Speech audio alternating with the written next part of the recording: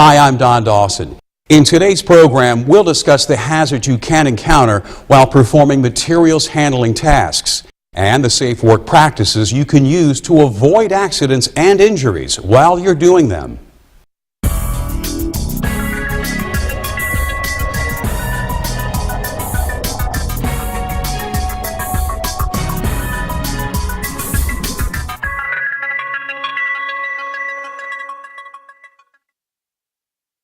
A busy day in the warehouse means materials in motion, objects of all shapes and sizes being loaded, unloaded, stacked, stored, moved, and moved again. Materials handling is how the things that people need get to where they're needed, on time and intact. It's what keeps business and industry going strong. But these activities can be dangerous. Thousands of workers are killed and injured performing materials handling tasks every year. Many of those accidents and injuries could have been prevented.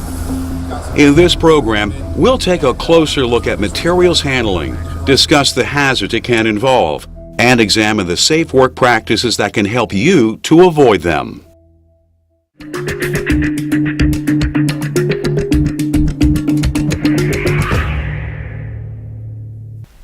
Materials handling basically requires you to move something from point A to point B.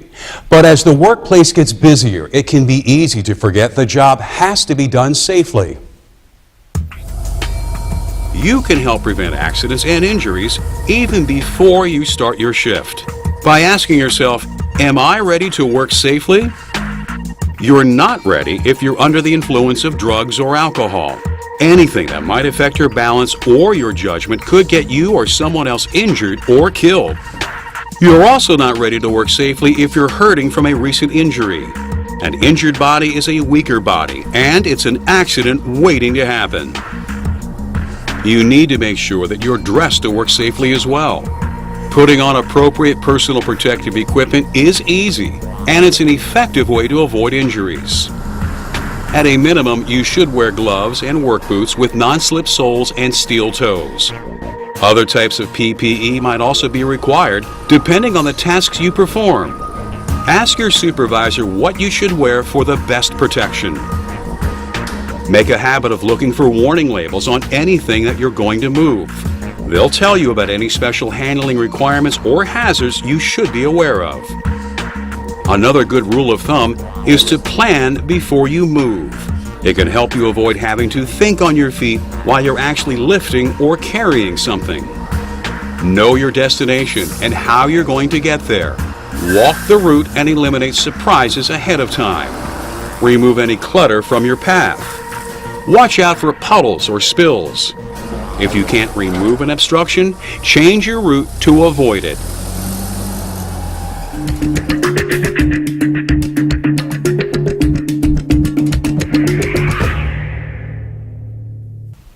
Materials handling tasks can be physically demanding.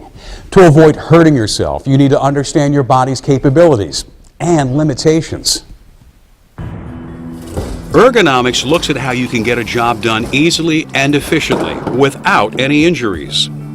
When you ask your body to move in ways it's not designed to, the strain can cause serious damage. So you should avoid working with your body in unnatural or extreme positions, such as leaning to the side while pushing a box onto a stack, turning at the waist and reaching back to grab a heavy tool, or bending forward to lift something. Anytime you feel like you're forcing yourself into a stressful position, stop. Then think about how you can get the task done without straining yourself. For instance, you could shift your position so you can push that box without leaning. Move your feet so you can grab that tool without turning. And slide that object towards you before you lift it. You should always be careful of overexertion as well. Another way you can hurt yourself is by trying to do too much. Whether you're pulling or pushing, lifting or working with tools, the more force you have to use, the easier it is for things to get out of control. It can happen when you try to lift something that's too heavy for you, or force a tool to do a job it's not designed for. If you feel yourself straining, stop. Rethink what you're doing. You have access to tools, equipment, and co-workers who can help you get the job done without having to pretend that you're Hercules. Repetitive motion is another dangerous type of movement. An employee who works at a conveyor belt might make the same lifting, turning, stepping, and lowering motions hundreds of times a day. The human body wasn't meant to take that kind of stress. Even small, repetitive motions can cause damage.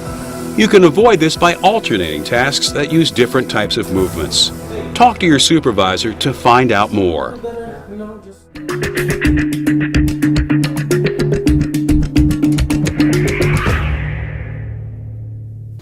Every year, more than 1 million workers injure their backs, and it usually happens because they're trying to lift something the wrong way.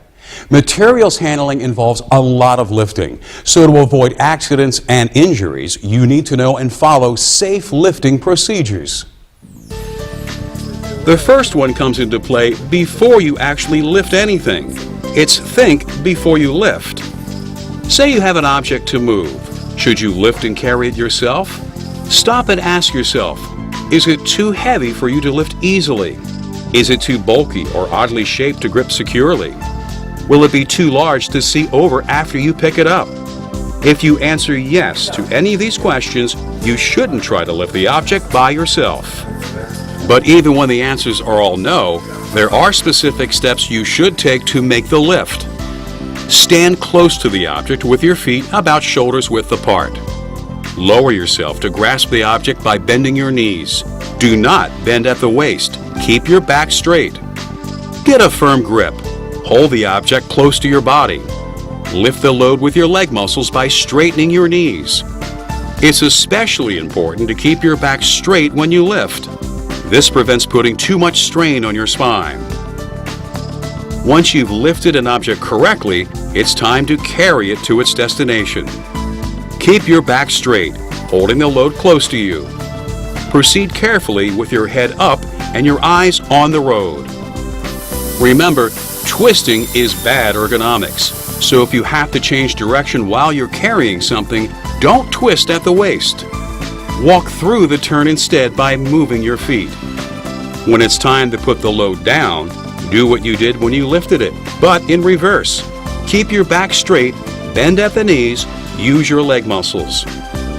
If an object is too heavy to carry alone, one option is to ask a coworker to help you with it. Performing a safe team lift uses the same ergonomic principles that we just covered, plus teamwork. To maintain control of the load, you and your helper need to coordinate your actions. The best way is to agree beforehand which of you will call the shots, so that you both lift, carry, and unload together. Whether you're lifting by yourself or with someone else, lifting an object over your head puts a severe strain on your neck and shoulders. Instead, to reach the height you need, use a step stool, ladder, or platform to raise yourself first, so you won't have to lift the object any higher than your chest.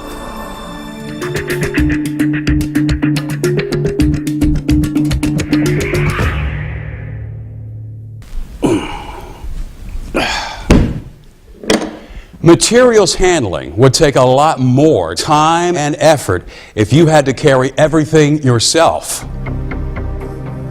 Fortunately, there are several types of materials handling tools and equipment that can help you move things a lot more easily and safely. These lifting and carrying aids include two-wheel hand trucks and dollies, platform trucks and pallet jacks, and heavy powered equipment such as forklifts. But even with this equipment's help, you still need to follow safe work practices while you're using it. Begin by thoroughly inspecting the equipment before every use. Look for damage and worn or missing parts. For powered equipment, use the inspection checklist provided by the manufacturer or your employer. If you find problems and can't repair them, take the equipment out of service and report it to your supervisor. Never use damaged equipment. Two-wheeled hand trucks and dollies work on the lever and fulcrum principle. They give you good lifting power and control, but you need to pay careful attention to how you load them. To prevent materials from falling off and being damaged or causing injuries, position the load tight against the back of the truck. Stack smaller, lighter objects on top of the larger, heavier ones. And don't stack things any higher than the truck's backrest. Even with a dolly, you can hurt yourself trying to move too much weight, so don't overload it. Watch out for oddly shaped or unbalanced objects that could destabilize the load too. Some equipment comes with straps to keep things secure. If yours has them, use them. Maintaining control of a loaded dolly or hand truck can be challenging. To tip one back safely, stand behind the truck. Hold the top of the load with one hand. Rest one foot on the axle. Use your other hand to gently tilt the truck back. Balance the weight of the load over the wheels. To move off, grip the handholds firmly with both hands and push. Pulling a hand truck or dolly is bad ergonomics and stresses both your arms and shoulders. When you arrive at your destination, you can make a controlled landing the same way you did when you tipped it back.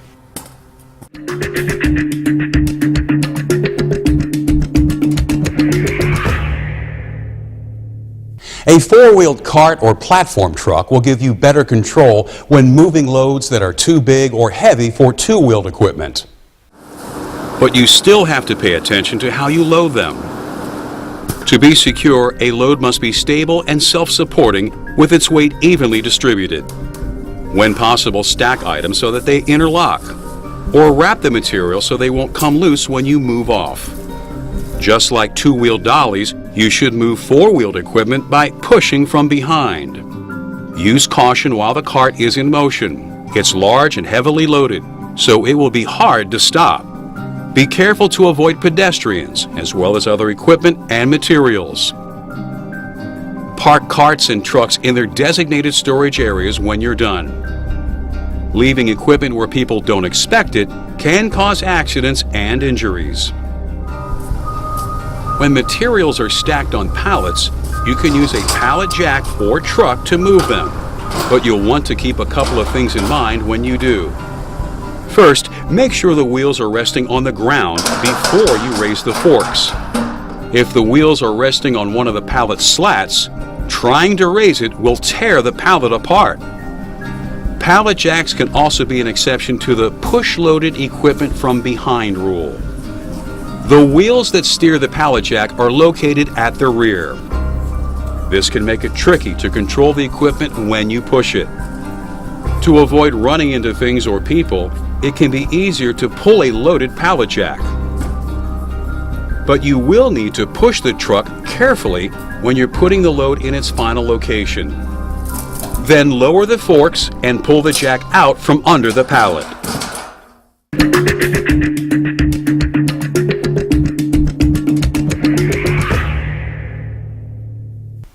Some loads are so heavy and bulky that you'll need a forklift to move them.